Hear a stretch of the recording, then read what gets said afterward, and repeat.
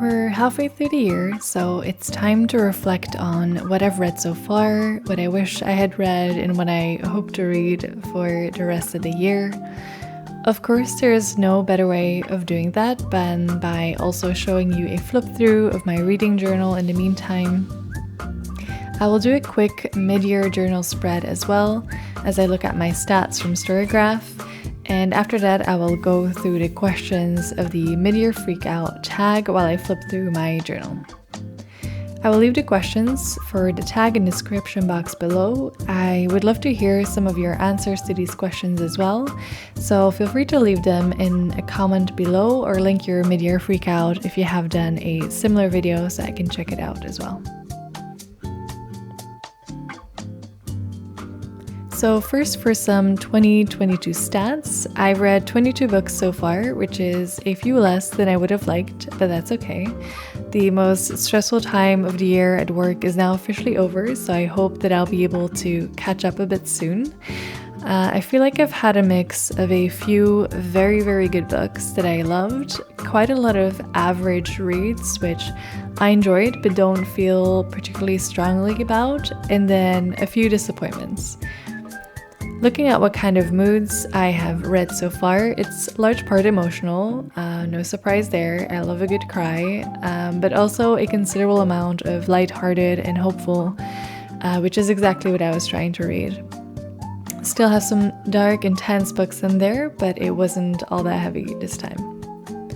I'm glad the stats are showing that I'm slowly getting over my big book fear. I'll talk a little more about the series that really helped with this later, although I think it's also in large part thanks to my Kindle, which doesn't show me how intimidatingly long these books are.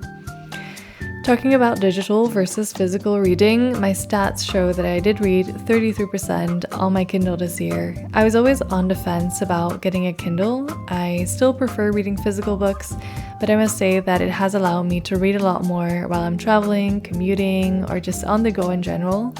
I never leave the house without it, and I just love how now whenever I'm waiting for anything or anyone, I can just read a little even if I have my smallest bag with me. Genres for this year so far is interesting. 2022 has been very different for me in terms of genres. I used to read almost exclusively contemporary books, but this year I read romance for the first time. I read a lot more fantasy than I normally do.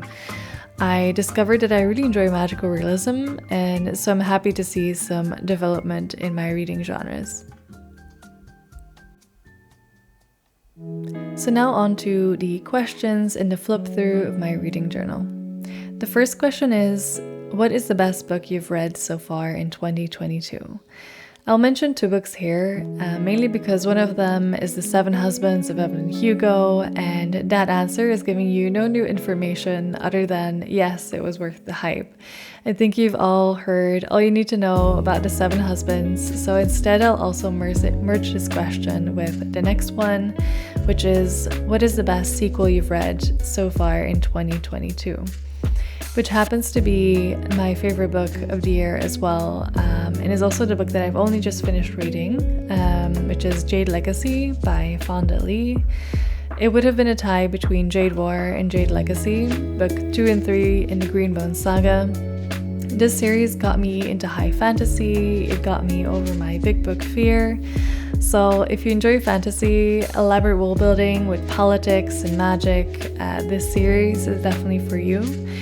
I found book 1 a bit overwhelming in terms of the world building. I was having a hard time keeping up with all the characters and the clans and the political positions, so it took me a while to read those, but book 2 and 3 read a lot more easily, and I will recommend them to anyone who enjoys this genre.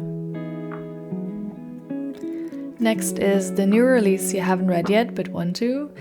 I only bought one new release this year, I think, and that is Time is a Mother by Ocean Vuong. I've been meaning to get back into poetry, and I read his previous collection, which I really enjoyed, so I got this copy, which I really hope I can get to soon.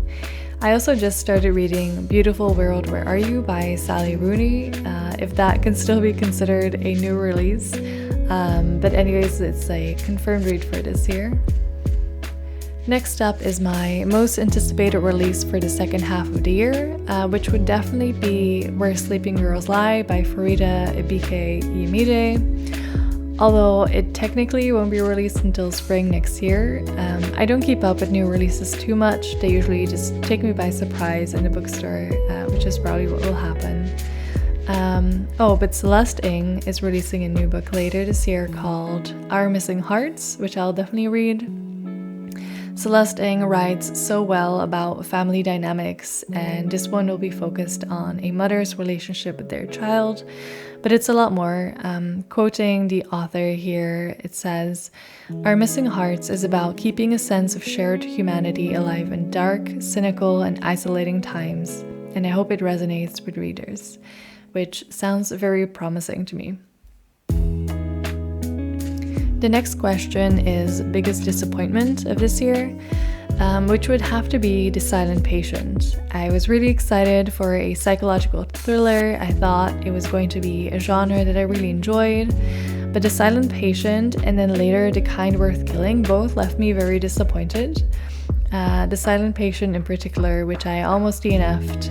I thought the premise and the plotline was so good, which made me all the more disappointed that I didn't enjoy reading it at all. The next questions are biggest surprise and favorite new author, which I'm going to treat as one because after reading A Man Called Ove, I cannot wait to read more of Fredrik Backman's books. I just quickly packed this book in my suitcase for one of my longer work trips, and I was expecting just a quick, fun, light read about a grumpy old man in this small town. And instead I found myself sobbing in my hotel room by myself. This was so much more than I thought it would be, and I'm very grateful that I'd seen some of you rate this book very high, and which is why I picked this up at a secondhand book sale, and I will definitely keep an eye out for his other books. Question 8 is newest fictional crush. I had to think about this one, so I guess the crush is not too serious, but I think anyone who has read The Flat Chair by Beth O'Leary definitely has a crush on Leon. Then we have newest favorite character. There are quite a few books that had likable characters, but I think that Beth O'Leary does likable characters just very well. Both in The Flat Chair and The Switch, there were so many characters that I just loved. So I guess my answer is any character that Beth O'Leary decides that I should like. Next is book that made you cry.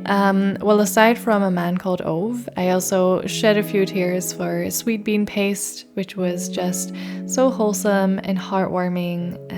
It did get sad and touched on some really difficult topics, which made me cry a little.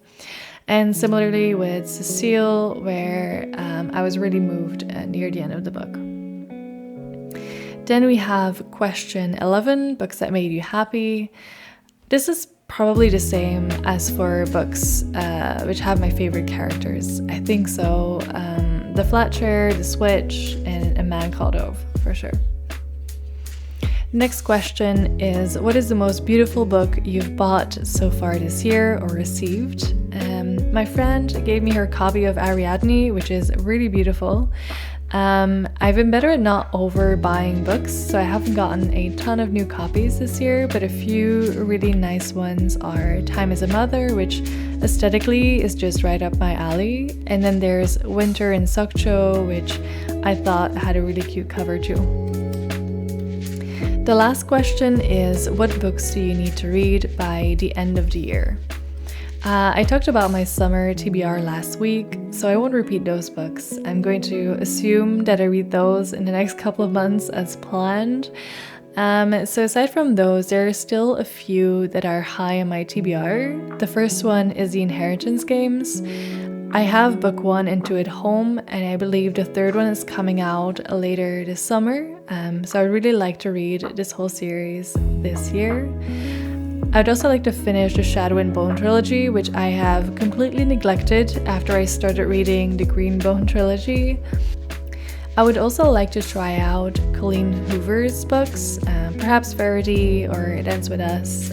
Then I also want to read a few more non-fiction books. High on my priority list are Ace, which explores asexuality, Half the Sky, which talks about women's oppression in developing countries, and then Mon Fils, c'est Jihadiste, which tells the stories of mothers who witnessed their children leave for Syria to fight and gives their perspective on that. So hopefully I'll be able to read at least some of these books, as well as the ones from my summer TBR. Let me know in the comments which books are your priority reads for the end of this year. That was it for my mid-year freakout tag. I hope you enjoyed this video. Make sure to subscribe if you want to see more book-related content with journaling. Thank you so much for watching, and see you next time.